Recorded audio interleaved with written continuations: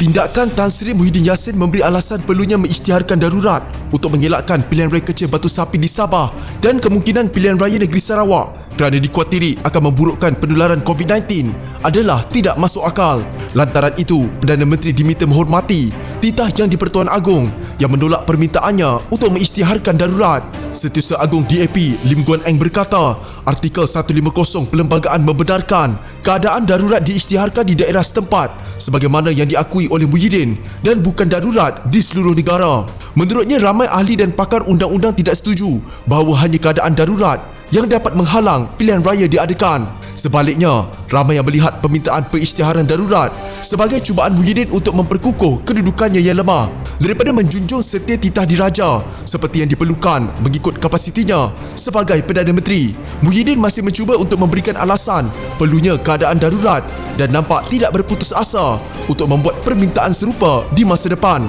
Jelas bahawa Muhyiddin telah hilang majoritinya dalam kerajaan dengan ugutan setiap hari daripada UMNO untuk menarik balik sokongan daripada Kerajaan Perikatan Nasional. Disebabkan ini, dia tidak mahu Parlimen bersidang, takut usul tidak percaya dan belanjawan 2021 mungkin tidak diluluskan. Darurat adalah kaedah paling mudah dan senang untuk mengatasi masalah dan kelemahan politiknya, kata Guan Eng dalam satu kenyataan. Namun ujarnya, darurat akan membawa kesan serius dan akibat buruk terhadap ekonomi, keyakinan pelabur, sistem demokratik dan perpaduan nasional.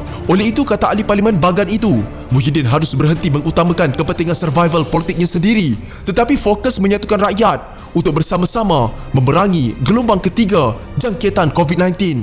Menurut beliau, Kerajaan Perikatan Nasional boleh bermula bertindak penuh tanggungjawab bermula dengan Belanjawan Perpaduan 2021 yang merangkumi semua input dan menggabungkan dasar daripada luar kerajaan yang memberi manfaat kepada rakyat biasa untuk menyelamatkan pekerjaan, perniagaan dan mata pencarian. Sebelum ini, dalam perutusan khas Perdana Menteri mengenai situasi semasa COVID-19, Muhyiddin berkata, pilihan raya kecil Batu Sapi yang ditetapkan pada 5 Disember 2020 dan pilihan raya negeri Sarawak yang berkemungkinan diadakan pada bila-bila masa tidak dapat dielakkan.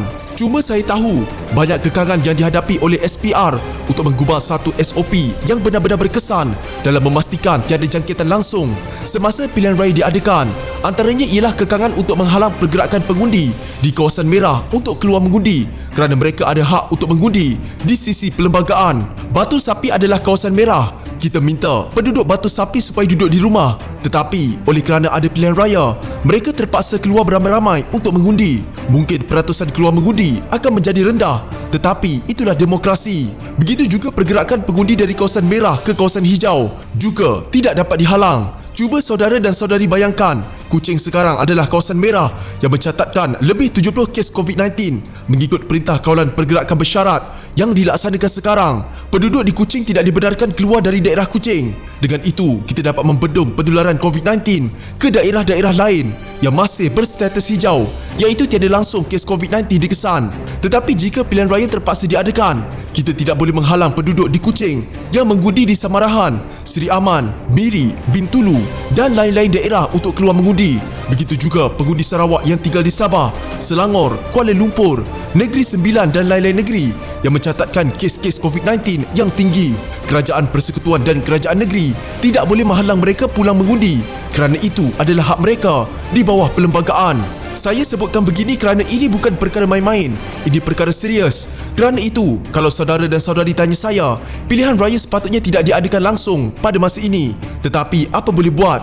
Kerana itu adalah kehendak dalam Perlembagaan Persekutuan, maka kita terpaksa mengadakan pilihan raya. Kecuali jika darurat diisytiharkan di bawah perkara 150 Perlembagaan Persekutuan di Batu Sapi dan Sarawak, bolehlah kita tangguhkan dahulu kedua-dua pilihan raya ini sehingga COVID-19 berakhir, kata Perdana Menteri. Pada masa yang sama, Timbalan Presiden UMNO Muhammad Hassan berkata, pilihan raya kecil Batu Sapi tidak perlu pun diadakan sekiranya semua parti mengambil keputusan untuk tidak bertanding dan memberi laluan kepada warisan menyandang semula kerusi itu. Mengulas kebimbangan Perdana Menteri Muhyiddin Yassin berhubung pilihan raya yang perlu diadakan ketika wabak COVID-19 ini, Muhammad berkata, Barisan Nasional telah membuat keputusan untuk tidak bertanding. Bahkan Timbalan Presiden UMNO juga menggesa semua parti lain mengambil keputusan serupa sebagai menghormati kematian penyandangnya, Liu Vuiqiong, pada 2 Oktober. Jika persefahaman sebegini boleh diusahakan, maka kita boleh memberi laluan kepada warisan dalam PRK Batu Sapi sebagai permufakatan nasional mengurangkan impak wabak corona kepada masyarakat. Jika ini berlaku, PRK Batu Sapi tidak diperlukan, katanya dalam satu kenyataan. Jika anda mempunyai gejala seperti demam, batuk dan sesak nafas, jangan berlengah untuk terus ke klinik atau hospital bagi menjalani ujian saringan bersama kita tangani wabak COVID-19.